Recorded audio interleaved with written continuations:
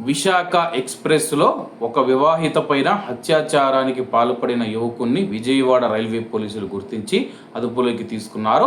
పల్నాడు జిల్లా రెంటచింతలకు చెందిన భార్యాభర్తలు గత ఆదివారం రాత్రి విశాఖపట్నం నుంచి విశాఖ ఎక్స్ప్రెస్ రైలులో నడుకుడి బయలుదేరారు.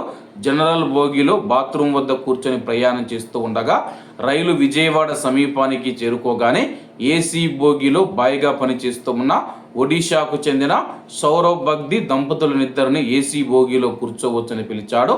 ఇద్దరు వెళ్ళిన తర్వాత భర్త ఫోన్ చూసుకుంటూ బాత్రూమ్ వద్దే నిల్చోగా భార్య లోపలికి వెళ్లారు. ఇదే అదనుగా యువకుడు ఆ యొక్క వివాహిత పైన అత్యాచారానికి పాల్పడ్డాడు.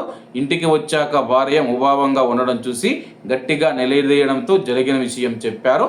దీంతో రెంటచింతల పోలీస్ స్టేషన్లో ఫిర్యాదు చేయగా 0 FIR నమోదు చేసి విజయవాడ రైల్వే పోలీస్ స్టేషన్కు బదిలీ చేశారు. బుధవారం నిందితుడిని గుర్తించిన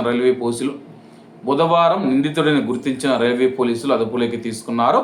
విశాఖ ఎక్స్ప్రెస్లో చోటు చేసుకున్న అత్యాచార ఘటనపైన రాష్ట్ర మహిళా కమిషన్ చైర్పర్సన్ రాయపాటి శైలజ గారు ఆరాధించారు. బాధిత మహిళకు వీడియో కాల్ చేసి వివరాలు తెలుసుకున్నారు. నిందితుడికి శిక్ష పడేలా చేస్తామని చెప్పి హామీ ఇచ్చారు.